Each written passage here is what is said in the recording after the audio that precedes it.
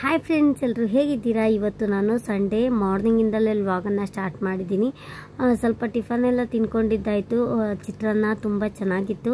Tiffin ಎಲ್ಲ ತಿನ್ಕೊಂಡಿದ್ದ ನಂತರ ಸ್ವಲ್ಪ ಹಾಗೆ ಬಟ್ಟೆನ ವಾಶ್ ಮಾಡೋದಕ್ಕೆ ಹಾಕಿದ್ದೆ, ವಾಷಿಂಗ್ ಮಿಷಿನ್ಗೆ ಹಾಕಿದ್ದೆ. ಕೈಯಲ್ಲೇನು ತೊಳೆಯೋದಕ್ಕೇನು ಹೋಗೋದಿಲ್ಲ.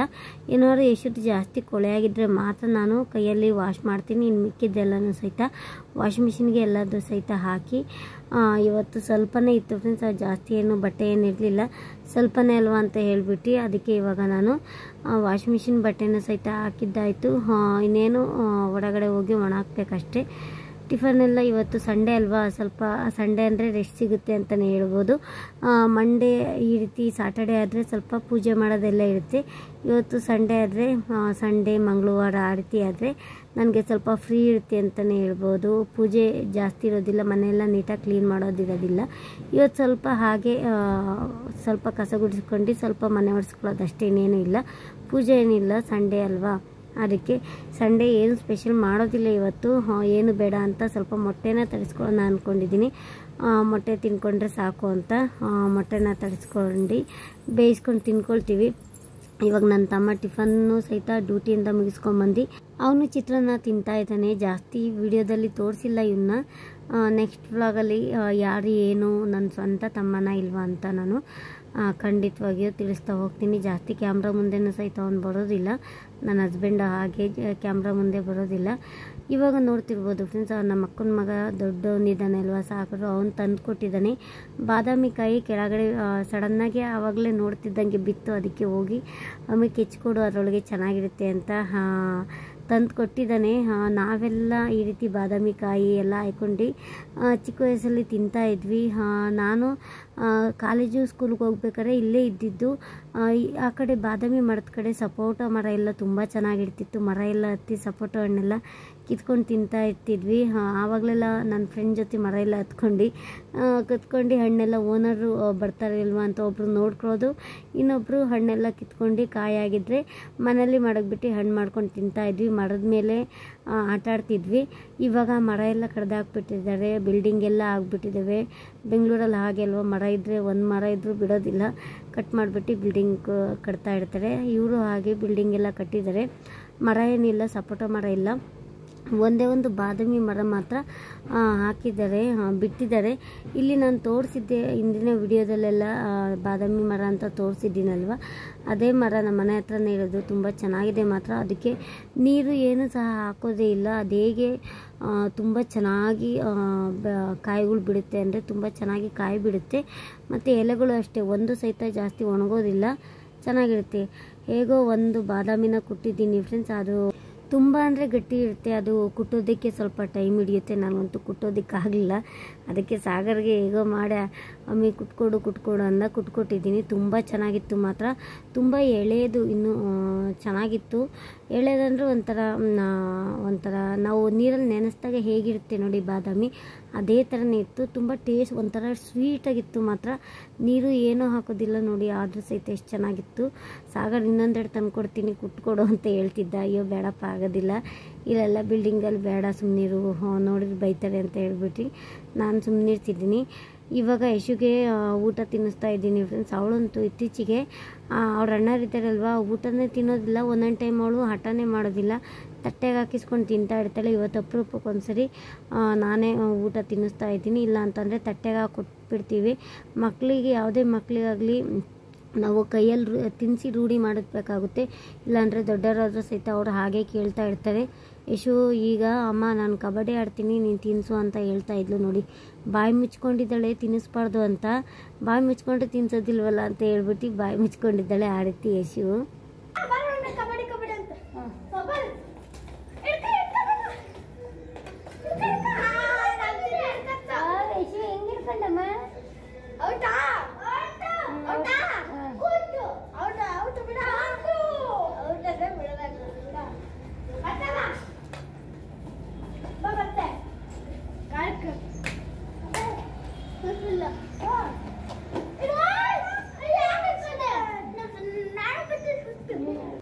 ಯಶಿಗೆ ಅವ್ರ ಅಣ್ಣರು ಇದ್ದರು ಅಂದರೆ ಸಾಕು ತುಂಬ ಖುಷಿ. ಇವತ್ತು ಸಂಡೇ ಅಲ್ವಾ, ಅದಕ್ಕೆ ಇದ್ದಿದ್ದಾರೆ. ತುಂಬ ಖುಷಿ ಆಗ್ತಾಯಿದೆ. ಲೆಫ್ಟ್ ರೈಟ್ ಅಂತ ಹೇಳ್ಕೊಂಡು ಸೆಲ್ಯೂಟ್ ಅಂತ ಹೇಳ್ತಾ ಇದ್ದಾಳೆ. ಎಲ್ಲೋ ನೋಡ್ತಾಳಲ್ವ, ಅದಕ್ಕೆ ಅವ್ರ ಅಣ್ಣವರು ಮಾಡೋದನ್ನ ನೋಡ್ತಾಳಲ್ವ, ಅದನ್ನು ಇದು ಮಾಡ್ತಾ ಇದ್ದಾಳೆ ಅಷ್ಟೇ. ನೋಡಿ, ಅವ್ರ ಅಣ್ಣದ್ದು ಟೀ ಶರ್ಟು ಸಹಿತ ಹಾಕ್ಕೊಂಡಿದ್ದಾಳೆ. ಅವಳದ್ದೇನು ಹಾಕೊಳ್ಳೋದಿಲ್ಲ ಇತ್ತೀಚೆಗೆ, ಎಲ್ಲ ದೊಡ್ಡ ಅಪ್ಪಾಜಿ ಸಹಿತ ಟೀ ಶರ್ಟ್ ಹಾಕ್ಕೊಂಡು ಓಡಾಡೋದು ಆ ರೀತಿ ಮಾಡ್ತಾ ಇರ್ತಾಳೆ. ಯಶು ತುಂಬ ತರಲೆ ಆಗಿಬಿಟ್ಟಿದ್ದಾಳೆ. ಸ್ವಲ್ಪ ಕಂಟ್ರೋಲ್ ಮಾಡೋದು ಈ ಒಂದು ಟೈಮಲ್ಲಿ ಕಷ್ಟ ಆಗುತ್ತೆ, ಆದರೂ ಏನೋ ಮ್ಯಾನೇಜ್ ಮಾಡ್ಕೊಂಡು ಹೋಗ್ತಾ ಇದ್ವಿ. ನಮ್ಮ ಅಕ್ಕನ ಮಕ್ಕಳು ಇಟ್ಕೋತಾರೆ, ಮತ್ತು ನನ್ನ ಹಸ್ಬೆಂಡು ನನ್ನ ತಮ್ಮ ಎಲ್ಲ ಇರ್ತಾರಲ್ವ, ಅದರಿಂದಾಗಿ ಸ್ವಲ್ಪ ಕಂಟ್ರೋಲ್ ಆಗ್ತಾಳೆ. ನನ್ನ ಹಸ್ಬೆಂಡ್ಗೆ ಸ್ವಲ್ಪ ಭಯ ಬೀಳ್ತಾಳೆ. ನಾನೇನು ಭಯ ಬೀಳ್ಸೋದಕ್ಕೆ ಹೋಗೋದಿಲ್ಲ ಪಾಪ. ನಾನೇನು ಜಾಸ್ತಿ ಗದ್ಲಿಸೋದು ಹೊಡಿಯೋದು ಅದೆಲ್ಲ ಮಾಡೋದಕ್ಕೆ ಹೋಗೋದಿಲ್ಲ. ನನ್ನ ಹಸ್ಬೆಂಡ್ಗಾದರೆ ಸ್ವಲ್ಪ ಭಯ ಬೀಳ್ತಾಳೆ. ಅವರು ಸಹಿತ ಜಾಸ್ತಿ ಅದ್ಲಿಸೋದಿಲ್ಲ. ಪ್ರೀತಿಯಾದ ಮುದ್ದಾದ ಮಗಳಲ್ವ, ಅದಕ್ಕೆ ಇವಾಗ ನೋಡಿ ತಿನ್ಸೋದಕ್ಕೆ ಎಷ್ಟೆಲ್ಲ ನಾಟಕ ಮಾಡಬೇಕು ಅಂತ ಅಂದರೆ ಇವತ್ತೇ ಇಷ್ಟೊಂದು ಹಠ ಮಾಡ್ತಿದ್ದಾಳೆ. ಇಲ್ಲಾಂದರೆ ಸೈಲೆಂಟಾಗಿ ಕುತ್ಕೊಂಡು ತಿನ್ಬಿಡ್ತಾ ಇದ್ಲು ಪಾಪ. ಈಗ ನೋಡ್ತಿರ್ಬೋದು ಫ್ರೆಂಡ್ಸ್ ಎಂಥ ಇದು ಅಂತ ಅಂದರೆ, ನಾನು ಮಧ್ಯಾಹ್ನ ಊಟಕ್ಕೆ ಅಂತ ರೈಸ್ ಇಟ್ಟಿದ್ದೆ. ಕುಕ್ಕರ್ ವಿಸಲ್ಲು ಸಡನ್ನಾಗಿ ಎಗ್ರು ಬಿಡ್ತು, ವಿಡಿಯೋದಲ್ಲಿ ನೋಡ್ತಿರ್ಬೋದು. ಇವತ್ತೇನಾದ್ರು ಅದು ಎಗ್ರಿ ವಿಸಲ್ ಹಾಕಲಿಲ್ಲ ಅಂತ ಅಂದಿದ್ರೆ ಎಲ್ಲಿ ಮುಚ್ಚಳ ಓಪನ್ ಆಗಿಬಿಡುತ್ತೋ ಅಂತ ನನಗಂತೂ ತುಂಬ ಭಯ ಆಗಿತ್ತು. ವಿಸಿಲ್ ಸ್ವಲ್ಪ ಲೂಸ್ ಐತೆ. ಇವತ್ತೇ ನನಗೆ ಒಂಥರ ಸಖತ್ತು ಭಯ ಆಗಿಬಿಡ್ತು ಮಾತ್ರ. ಯಾರ ಮೇಲೆ ಈ ರೀತಿ ಆಗಿದೆ, ಸ್ವಲ್ಪ ಹುಷಾರಾಗಿರಬೇಕು. ಕುಕ್ಕರ್ ಅಂದರೆ ತುಂಬ ಹುಷಾರಾಗಿರ್ಬೇಕಲ್ವ. ಇವತ್ತಷ್ಟೇ ಏನಾದ್ರು ಕುಕ್ಕರ್ ಏನಾದ್ರು ಈ ರೀತಿ ಜಾಸ್ತಿ ಆಗಿದ್ದಿದ್ರೆ ನಾನಂತೂ ಅಲ್ಲೇ ಇದ್ದೆ. ನಮ್ಮಮ್ಮನೂ ಸಹಿತ ಯಾರು ಬರ್ತಾ ಇರಲಿಲ್ಲ, ಭಯ ಬೀಳ್ತಾ ಇದ್ರು. ನಾನು ಹೇಗೋ ಮಾಡಿ ವಿಸಲು ಬಿತ್ತಲ್ವ ಅಂತ ಹೇಳ್ಬಿಟ್ಟು ಅಲ್ಲೇ ಇದ್ದೆ ಅಲ್ವಾ, ಅದಕ್ಕೆ ಹಾಕಿದ್ದೀನಿ. ಹೇಗೋ ಪರವಾಗಿಲ್ಲ, ವಿಸಲ್ ತಂದ್ಕೋಬೇಕು. ಅದು ಯಾವಾಗಲಾದ್ರು ಒಂದ್ಸರಿ ಎಗರುತ್ತೆ, ಇಲ್ಲಾಂದರೆ ಎಗರೋದೇ ಇಲ್ಲ. ಏನೋ ಲೂಸ್ ಆಗಿದೆಯೋ ಏನೋ ಗೊತ್ತಿಲ್ಲ ಫ್ರೆಂಡ್ಸ್. ಎಗ್ದಿದ್ರೆ ಮಾತ್ರ ಫುಲ್ ಎಗ್ರಿ ನೀರೆಲ್ಲ ಮೇಲೆ ಹೋಗ್ಬಿಟ್ಟಿತ್ತು ಇವತ್ತಂತೂ. ರೈಸೆಲ್ಲ ಸ್ವಲ್ಪ ಆಚೆ ಎಲ್ಲ ಬಂದಿತ್ತು. ನನಗಂತೂ ಈ ರೀತಿ ಕುಕ್ಕರ್ದು ಏನಾರು ಆಗ್ತಾಯಿದೆ, ಡ್ಯಾಮೇಜ್ ಆಗಿದೆ ಅಂದರೆ ಸ್ವಲ್ಪ ಭಯ ಆಗ್ತಾ ಇರುತ್ತೆ. ಅದಕ್ಕೆ ಭಯ ನನಗೆ, ಕುಕ್ಕರ್ದು ಕಂಡ್ರೆ ಸ್ವಲ್ಪ ಭಯ ಆಗ್ತಾ ಇರುತ್ತೆ. ಹೊಸ ವಿಸಿಲ್ ತಂದ್ಕೋಬೇಕು, ನೋಡೋಣ. ಆದರೆ ಹೊಸ ವಿಸಿಲ್ಲು ತರಿಸ್ಕೊಳ್ತೀನಿ. ನಾವು ಎನಿ ಟೈಮ್ ಅಡುಗೆ ಮಾಡ್ತಿರ್ತೀವಲ್ವ, ಅದರಿಂದಾಗಿ ಬೆಲ್ಟು ಇಲ್ಲಾಂದರೆ ವಿಸಿಲು ಏನಾದ್ರು ಹೋಗ್ತಾ ಇರುತ್ತೆ. ಬೆಲ್ಟ್ ಅಂತೂ ಸ್ವಲ್ಪ ಇದಾಗ್ಬಿಟ್ರಂತೂ ಒಂದ್ಸರಿ ಹಾಗೆ ಬೆಲ್ಟು ಇದಾಗ್ಬಿಟ್ಟು ಕುಕ್ಕರೇ ಜಾಸ್ತಿ ಸ್ವಲ್ಪ ಬ್ಲಾಸ್ಟ್ ಆಗೋ ಥರ ಆಗಿಬಿಟ್ಟಿತ್ತು. ರೈಸೆಲ್ಲ ಹೊರಗೆ ಬಂದುಬಿಟ್ಟು ಹೊಗೆ ಫುಲ್ಲು ತುಂಬ್ಕೊಂಡ್ಬಿಟ್ಟಿತ್ತು. ಈ ಟೈಮಲ್ಲಿ ಹುಷಾರಾಗಿರಬೇಕು ಅಲ್ವಾ ಫ್ರೆಂಡ್ಸ್. ಅದು ಪ್ರೆಗ್ನೆನ್ಸಿ ಬೇರೆ ಟೈಮು, ಗ್ರಾಚಾರ ಸರಿ ಇಲ್ಲ ಅಂತ ಅನಿಸುತ್ತೆ ನನಗಂತೂ. ಅದಕ್ಕೆ ಈ ಟೈಮಲ್ಲಿ ತುಂಬ ಅಂದರೆ ತುಂಬ ಹುಷಾರಾಗಿರ್ತೀನಿ. ಕುಕ್ಕರಲ್ಲಾಗಿರ್ಬೋದು, ಮತ್ತು ಗ್ಯಾಸ್ ಹತ್ರ ಆಗಿರ್ಬೋದು, ಗೀಜರ್ ಸ್ನಾನ ಮಾಡೋ ಹತ್ರ ಗೀಜರ್ ಆಗಿರ್ಬೋದು, ಎಲ್ಲ ಕಡೆಯೂ ಸಹಿತ ತುಂಬ ಹುಷಾರಾಗಿರ್ತೀನಿ. ಇವಾಗ ಸ್ವಲ್ಪ ನನಗೆ ಹೀಟ್ ಆಗಿರೋದ್ರಿಂದ ಸ್ವಲ್ಪ ಹೀಟು ಮತ್ತು ಸ್ವಲ್ಪ ಹೊಟ್ಟೆ ನೋವು ಬರ್ತಾರೆ ಆಗ್ತಾಯಿತ್ತು ಫ್ರೆಂಡ್ಸ್. ಹೊಟ್ಟೆ ನೋವು ಬಂತು ಅಂದರೆ ಸ್ವಲ್ಪ ಭಯ ಆಗಿಬಿಡುತ್ತೆ, ನನಗೇನೋ ಗೊತ್ತಿಲ್ಲ. ಅದಕ್ಕೆ ಹೊಟ್ಟೆ ನೋವು ಬರ್ತಾಯಿತ್ತು ಅಲ್ವಾ ಅಂತ ಹೇಳ್ಬಿಟ್ಟು ಹೀಟು ಆಗಿತ್ತು ಅಲ್ವಾ, ಅದಕ್ಕೆ 1.5 ಗ್ಲಾಸ್ ನೀರಿಗೆ ಸ್ವಲ್ಪ 1 ಟೇಬಲ್ ಸ್ಪೂನಷ್ಟು 3/4 ಟೇಬಲ್ ಸ್ಪೂನ್ ಹಾಕಿದ್ದೀನಿ ಅಷ್ಟೇ. 3/4 ಟೇಬಲ್ ಸ್ಪೂನಷ್ಟು ಜೀರಿಗೆ, ಅರ್ಧ ಟೇಬಲ್ ಸ್ಪೂನಷ್ಟು ಮೆಂತ್ಯ ಹಾಕಿದ್ದೀನಿ. ಜಾಸ್ತಿ ಜೀರಿಗೆ ಹಾಕ್ಕೋಬೇಕು, ಸ್ವಲ್ಪ ಮೆಂತ್ಯ ಹಾಕ್ಕೋಬೇಕು, ಹಂಗಾದ್ರೆ ತುಂಬ ಚೆನ್ನಾಗಿರುತ್ತೆ. ಯಾರಿಗೆಲ್ಲ ಓವರ್ ಹೀಟ್ ಇರುತ್ತೆ ಮತ್ತು ಹೊಟ್ಟೆ ನೋವು ಬರುತ್ತೆ ಅಂಥವ್ರು ಇದನ್ನು ಟ್ರೈ ಮಾಡಿದರೆ ಖಂಡಿತವಾಗಿ ಒಂದು 5 ನಿಮಿಷದೊಳಗಡೆ ಕ್ಲಿಯರ್ ಆಗುತ್ತೆ ಫ್ರೆಂಡ್ಸ್. ಹೊಟ್ಟೆ ನೋವು ಬಂದವರು ಟ್ರೈ ಮಾಡಿ, ಖಂಡಿತವಾಗಿಯೂ ಚೆನ್ನಾಗಿರುತ್ತೆ. ಈಗ ಪೀರಿಯಡ್ ಆಗೋ ಟೈಮಲ್ಲಿ ಎಲ್ಲ ಹೆಣ್ಮಕ್ಳಿಗೂ ಸಹಿತ, ಆಲ್ಮೋಸ್ಟ್ ಎಲ್ಲ ಹೆಣ್ಮಕ್ಳಿಗೂ ಸಹಿತ ಹೊಟ್ಟೆ ನೋವು ಬರ್ತಾ ಇರುತ್ತೆ. ನನಗಂತೂ ಮುಂಚೆ ಎಷ್ಟು ಹೊಟ್ಟೆ ನೋವು ಬರೋದು ಗೊತ್ತಾ, ಮದುವೆ ಆಗೋಕ್ಕಿಂತ ಮುಂಚೆ ಸಖತ್ತು ಹೊಟ್ಟೆ ನೋವು ತಡೆಯೋದಕ್ಕೆ ಆಗ್ತಾ ಇರಲಿಲ್ಲ. ಅದಕ್ಕೆ ಅಂತಲೇ ನಾನು ಜಾಸ್ತಿ ಹಾಸ್ಪಿಟಲ್ಗೆಲ್ಲ ಹೋಗಿ ತೋರಿಸ್ಕೊಳ್ತಾ ಇದ್ದೆ. ಆದರೆ ಏನೂ ಮಾಡೋದಕ್ಕಾಗಲಿಲ್ಲ. ಒಂದು ದೇವಸ್ಥಾನ ಹತ್ರ ಹೋಗಿ, ಶನೀಶ್ವರ ದೇವಸ್ಥಾನ ನಾವು ಹೋಗ್ತೀವಲ್ವ, ಅಲ್ಲಿ ಹೋಗಿ ನಾವು ಕೇಳ್ಕೊಂಬಂದಿದ್ದಾದ್ಮೇಲೆ ನನಗೆ ಹೊಟ್ಟೆ ನೋವು ಪರವಾಗಿಲ್ಲ. ಮತ್ತು ಹೊಟ್ಟೆ ನೋವು ಬರೋ ಟೈಮಲ್ಲಿ ನಾನು ಈ ರೀತಿಯಾಗಿ ಜೀರಿಗೆ ಕಷಾಯ, ಮೆಂತ್ಯ ಕಷಾಯ ಮಾಡ್ಕೊಂಡು ಕುಡಿತಾ ಇದ್ದೆ. ತುಂಬ ಸಖತ್ತಾಗಿರ್ತಾ ಇತ್ತು. ಅದರೊಳಗಡೆ ನಾವು ನಿಂಬೆಹಣ್ಣಿನ ರಸ ಹಾಕ್ಕೊಳ್ಬೇಕಾಗುತ್ತೆ, ಚೆನ್ನಾಗಿರುತ್ತೆ. ಒಂದು ಚಿಟಿಕೆ ಉಪ್ಪು ಮತ್ತು ನಿಂಬೆಹಣ್ಣಿನ ರಸ, ಸ್ವಲ್ಪ ಒಂದೇ ಒಂದು ಪಿಂಚಷ್ಟು ಸೋಡಾ ಹಾಕ್ಕೊಂಡ್ರೆ ಸೂಪರಾಗಿರುತ್ತೆ. ನೋಡಿ, ಈ ರೀತಿಯಾಗಿ ಚೆನ್ನಾಗಿ ಕುದಿಸ್ಬೇಕು ನೀವು. ಜಾಸ್ತಿ ಸ್ವಲ್ಪ ಫಸ್ಟಿಗೆ ಜಾಸ್ತಿ ಉರಿ ಕೊಟ್ಕೊಳ್ಬೇಕಾಗುತ್ತೆ, ಆಮೇಲೆ ಸ್ವಲ್ಪ ಮೀಡಿಯಮ್ ಫ್ಲೇಮ್ನಲ್ಲಿ ಕೊಟ್ಕೊಂಡು ಈ ರೀತಿಯಾಗಿ ಕಲರ್ ಚೇಂಜ್ ಆಗೋವರೆಗೂ, ಎಲ್ಲೋ ಕಲರ್ ಬರೋವರೆಗೂ ಈ ರೀತಿಯಾಗಿ ಕುದಿಸ್ಕೊಳ್ಬೇಕಾಗುತ್ತೆ. ಸೋಸೋದೇನು ಬೇಡ, ಸ್ವಲ್ಪ ಹೊತ್ತು ಹಾಗೆ ಇಟ್ಬಿಟ್ರೆ ಅದೇ ಕೆಳಗಡೆ ಕಾಳುಗಳೆಲ್ಲ ಹೋಗುತ್ತೆ. ಈ ರೀತಿಯಾಗಿ ಮಾಡ್ಕೋಬೋದು. ಜಾಲರಿ ಏನು ಬೇಕಾಗೋದಿಲ್ಲ. ನೋಡಿ ಎಷ್ಟು ಐಡಿಯಾ ಮಾಡಿದ್ದೀನಿ ಅಂತ. ಒಂದು ಗ್ಲಾಸಷ್ಟು ಕುಡಿದ್ಬಿಟ್ರೆ ಆರಾಮ್ಸೆ ಆಗಿ. ತುಂಬ ಹೀಟು ಫ್ರೆಂಡ್ಸ್. ನನಗಂತೂ ಪ್ರೆಗ್ನೆನ್ಸಿ ಟೈಮಲ್ಲಿ ಎಲ್ರಿಗೂ ಹಾಗೆ ತುಂಬ ಹೀಟ್ ಆಗೋ ಚಾನ್ಸಸ್ ಇರುತ್ತೆ. ಅದಕ್ಕೋಸ್ಕರನೇ ಈ ರೀತಿಯಾಗಿ ಸ್ವಲ್ಪ ಮಾಡ್ಕೊಂಡು ಕುಡಿದ್ರೆ ಚೆನ್ನಾಗಿರುತ್ತೆ. ಹೊಟ್ಟೆನೂ ಸಹಿತ ನೋವ್ತಾ ಇತ್ತಲ್ವ, ಅದು ಕಂಟ್ರೋಲ್ ಆಗುತ್ತೆ ಅಂತ ಕುಡಿತಾ ಇದ್ದೀನಿ. ಯಾರಿಗೆಲ್ಲ ಹೆಣ್ಮಕ್ಳಿಗೆ ಹೊಟ್ಟೆ ನೋವು ಬರ್ತಾ ಇರುತ್ತೆ ನೋಡಿ, ಪೀರಿಯಡ್ ಟೈಮಲ್ಲಿ ಈ ರೀತಿಯಾಗಿ ಆಲ್ಮೋಸ್ಟ್ ಖಾಲಿ ಹೊಟ್ಟೆಯಲ್ಲಿ ಕುಡಿಯೋದ್ರಿಂದ ಇನ್ನೂ ತುಂಬ ಚೆನ್ನಾಗಿ ಒಳ್ಳೆಯದಾಗುತ್ತೆ. ಊಟ ಮಾಡಿ ಕುಡಿಯೋದಕ್ಕಿಂತ ಮುಂಚೆ ಖಾಲಿ ಹೊಟ್ಟೆಯಲ್ಲಿ ಕುಡಿಬೇಕಾಗುತ್ತೆ. ಇವಾಗ ಸ್ವಲ್ಪ ಕಷಾಯ ಎಲ್ಲ ಕುಡಿದಿದ್ದೀನಿ. ಅದಕ್ಕೆ ಸ್ವಲ್ಪ ನೀವು ಕುಡಿಯೋದಾದರೆ ಸ್ವಲ್ಪ ಪಿಂಚಷ್ಟು ಉಪ್ಪು ಮತ್ತು ಪಿಂಚಷ್ಟು ಸೋಡಾ, ಸ್ವಲ್ಪ ನಿಂಬೆಹಣ್ಣಿನ ರಸ ಹಾಕ್ಕೊಳ್ಳಿ. ನಿಂಬೆಹಣ್ಣಿನ ರಸ ಇಲ್ಲ ಅಂದರೂ ಪರವಾಗಿಲ್ಲ, ಸೋಡಾ ಉಪ್ಪು ಇದ್ದರೂ ಕಂಟ್ರೋಲ್ ಆಗುತ್ತೆ. ಊಟ ಎಲ್ಲ ಆಯಿತು ಫ್ರೆಂಡ್ಸ್. ಎಗ್ ಆವಾಗಲೇ ಬೇಯಿಸಿದ್ದೆ ಅಲ್ವಾ, ತೋರಿಸ್ದೆ ಅಲ್ವಾ. ಎಗ್ಗು ಸಹಿತ ವಾರದ ದಿನ ತಿನ್ನೋದಿಲ್ಲ ನಾವು. ಶನಿವಾರ, ಬುಧವಾರ ಮತ್ತು ಸೋಮವಾರ ನಾನಂತೂ ತಿನ್ನೋದೇ ಇಲ್ಲ. ಆದರೆ ಇನ್ನು ಮಿಕ್ಕಿ ಟೈಮೆಲ್ಲ ತಿಂತಾ ಇರ್ತೀನಿ. ಅದಕ್ಕೋಸ್ಕರ ಇವತ್ತು ಸಂಡೇ ಅಲ್ವಾ ಅಂತ ಹೇಳ್ಬಿಟ್ಟು 4 ಮೊಟ್ಟೆ ತರಿಸ್ಕೊಂಡಿದ್ದೆ. ನಾನ್ ವೆಜ್ ಐಟಮ್ ಏನು ಬೇಡ ಇವತ್ತು, ಈಟ್ ಬೇರೆ ಆಗಿದೆ ಅಲ್ವಾ, ಏನು ಬೇಡ ಅಂತ ಹೇಳ್ಬಿಟ್ಟು ನಾಳೆಗೆ ಸ್ವಲ್ಪ ಪಡ್ಡನ್ನು ಮಾಡೋದಕ್ಕೆ ಅಕ್ಕಿನ ನೆನೆಸಿಟ್ಟಿದ್ದೆ. ಅದಕ್ಕೆ ಚಟ್ನಿ ಮಾಡಬೇಕು ಅಲ್ವಾ, ಅದಕ್ಕೆ ಸ್ವಲ್ಪ ಕಡಲೆಕಾಯನ್ನು ನಮ್ಮ ಅಕ್ಕನ ಮಗನ ಜೊತೆ ಅವನು ಸುಳೀಲಿ ನಾನು ಸುಳಿತಾ ಇರ್ತೀನಿ ಅಂತ ಟಿ ವಿ ನೋಡ್ಕೊಂಡೆ ಆರಾಮ್ಸೆ ಆಗಿ ಇದು ಮಾಡ್ತಾಯಿದ್ದೀನಿ. ಪ್ರೆಗ್ನೆನ್ಸಿ ಟೈಮಲ್ಲಿ ಊಟ ಮಾಡಿದ ತಕ್ಷಣ ಮಲ್ಕೋಬಾರ್ದು ಫ್ರೆಂಡ್ಸ್. ಅದು ಕೆಟ್ಟು ಇದು ಅಂತಲೇ ಹೇಳ್ಬೋದು. ಅದು ಮಾಡಬಾರ್ದು, ಕೆಟ್ಟು ಅನುಭವ ಅಂತಲೇ ಹೇಳ್ಬೋದು, ಹ್ಯಾಬಿಟ್ ಅಂತಲೇ ಹೇಳ್ಬೋದು. ಅದಕ್ಕೋಸ್ಕರನೇ ಊಟ ಮಾಡಿದ ತಕ್ಷಣ ಮನೆ ಕಳಕ್ಕೆ ಹೋಗಬೇಡಿ. ಜೀರ್ಣಕ್ರಿಯೆ ಆಗದೆ ಹೋದ್ರಂತೂ ನಿಮಗೆ ತುಂಬ ತೊಂದರೆ ಆಗಿಬಿಡುತ್ತೆ. ಅದಕ್ಕೆ ಊಟ ಮಾಡಿದ ತಕ್ಷಣ ನೀವು ಈ ರೀತಿಯಾಗಿ ಸ್ವಲ್ಪ ಕೆಲಸ ಮಾಡಿ, ಇಲ್ಲಾಂದರೆ ವಾಕ್ ಮಾಡಬೇಕಾಗುತ್ತೆ. ಮೇನ್ ನೀವು ಎಷ್ಟು ವಾಕ್ ಮಾಡ್ತೀರ ಅಷ್ಟು ಜೀರ್ಣಶಕ್ತಿ ಬೇಗನೆ ಆಗಿಬಿಡುತ್ತೆ. ಒಬ್ಬೊಬ್ಬರು ಏನು ಮಾಡ್ತಾರೆ ಅಂತ ಅಂದರೆ, ನಾನು ಎಷ್ಟೇ ಜನ ನೋಡಿದ್ದೀನಿ, ಊಟ ಮಾಡಿದ ತಕ್ಷಣ ಸುಸ್ತಾಗಿಬಿಡುತ್ತೆ ಅಂತ ಮಲ್ಕೋತಾರೆ. ಊಟ ಮಾಡಿದ ತಕ್ಷಣ ಮಲ್ಕೊಂಡ್ರೆ ಮತ್ತೆ ಸುಸ್ತಾಗೋದು, ಮಲ್ಕೊಂಡು ಎದ್ದಾದ್ಮೇಲೆ ಇನ್ನೂ ಓವರ್ ಸುಸ್ತಾಗಿಬಿಡುತ್ತೆ. ಅದಕ್ಕೋಸ್ಕರ ಸ್ವಲ್ಪ ವಾಕ್ ಮಾಡಿ ಊಟ ಮಾಡಿದ ತಕ್ಷಣ ವಾಕ್ ಮಾಡಿ ಮಲ್ಕೊಳ್ಳಿ, ಎಷ್ಟು ಚೆನ್ನಾಗಿರುತ್ತೆ ಗೊತ್ತಾ. ಆಮೇಲೆ ಎದ್ದ ತಕ್ಷಣ ಯಾವುದೇ ರೀತಿಯ ಸುಸ್ತಿ ಏನು ಕಾಣಿಸೋದಿಲ್ಲ. ಅದೇ ರೀತಿ ನಾನು ಮಾಡೋದು. ಸ್ವಲ್ಪ ಈಗ ಕಡಲೆಕಾಯಿ ಇತ್ತು ಅಲ್ವಾ, ಅದನ್ನೇ ಸುಳಿಯೋಣ ಅಂತ ಸುಳಿತಾ ಇದ್ದೀವಿ. ಈ ಕಡೆ ಬಂದು ನನ್ನ ತಮ್ಮ ಯಶು ಎಲ್ಲರೂ ಸುಳಿತಾ ಇದ್ದಾರೆ. ವಿಡಿಯೋದಲ್ಲಿ ತೋರ್ಸೋಕ್ಕಾಗಲಿಲ್ಲ, ನಾವಿಬ್ಬರೇ ಸುಳಿತಾ ಇಲ್ಲ. ಇಬ್ಬರು ಸಹಿತ ನನ್ನ ತಮ್ಮ ಮತ್ತು ಯಶು ಆ ಕಡೆ ಟಿಫನ್ ಮೇಲೆ ಕೂತ್ಕೊಂಡು ಸುಳಿತಾ ಇದ್ದಾರೆ.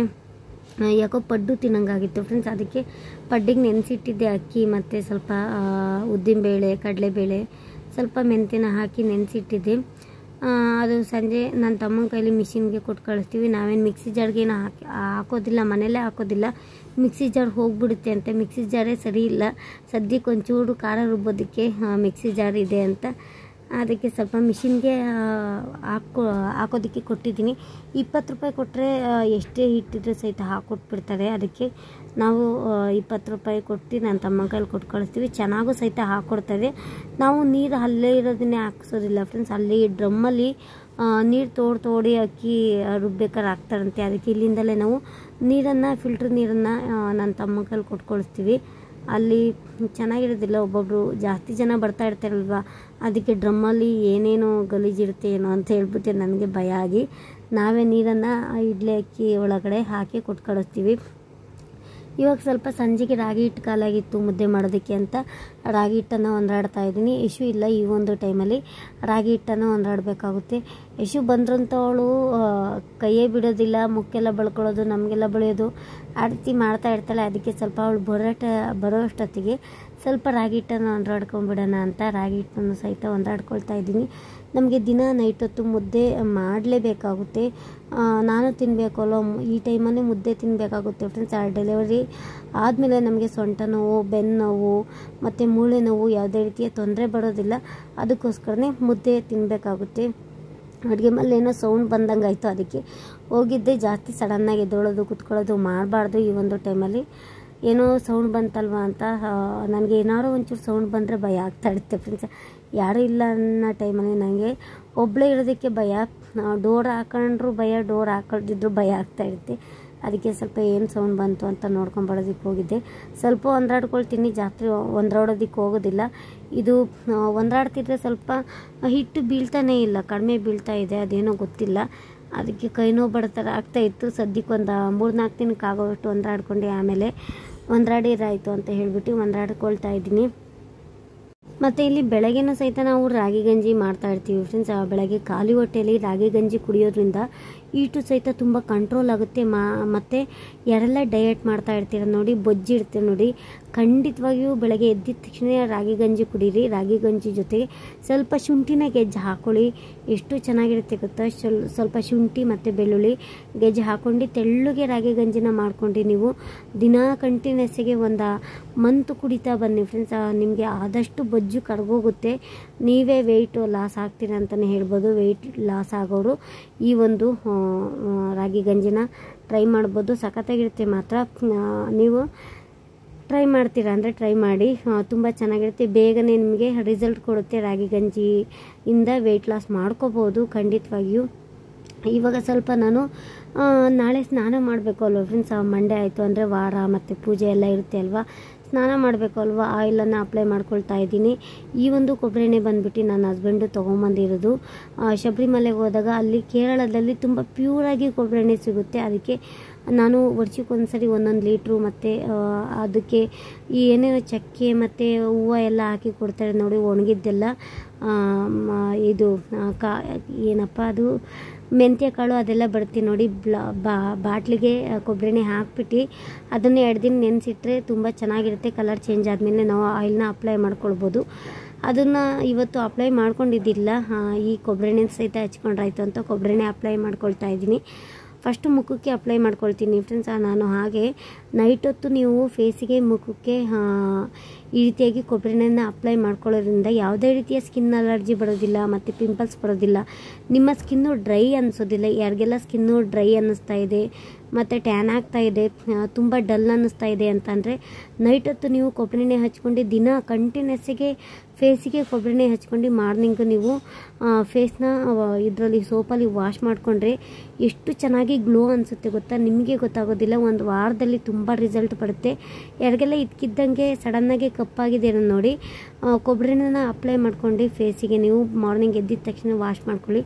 ಖಂಡಿತವಾಗಿಯೂ ಒಂದೊಳ್ಳೆ ರಿಸಲ್ಟ್ ಕೊಡುತ್ತೆ. ನಾನು ಹಾಗೆ ನಾನು ಕೊಬ್ಬರಿ ಎಣ್ಣೆನ ನನ್ನ ಫೇಸು ತುಂಬ ಡ್ರೈ ಈ ಒಂದು ಪ್ರೆಗ್ನೆನ್ಸಿ ಟೈಮಲ್ಲಿ ಡ್ರೈ ಆಗ್ತಾ ಇರುತ್ತೆ. ನೈಟ್ ಹೊತ್ತು ಮಾತ್ರ ಕೊಬ್ಬರಿ ಎಣ್ಣೆ ಅಪ್ಲೈ ಮಾಡಿಕೊಂಡೇ ಮಲ್ಕೊಳ್ಳೋದು. ಅದಕ್ಕೋಸ್ಕರ ಸ್ಕಿನ್ನು ಯಾವುದೇ ರೀತಿಯ ಪ್ರೆಗ್ನೆನ್ಸಿಲೂ ಸಹಿತ ತೊಂದರೆ ಆಗೋದಿಲ್ಲ. ಒಬ್ಬೊಬ್ಬರಿಗೆ ತುಂಬ ಡ್ರೈ ಅನ್ನಿಸ್ತಾ ಇರುತ್ತೆ. ನನಗೂ ಡ್ರೈ ಆಗ್ತಾ ಇದೆ, ಆದರೆ ಜಾಸ್ತಿ ಡ್ರೈ ಆಗೋದಕ್ಕೆ ಬಿಡೋದಿಲ್ಲ.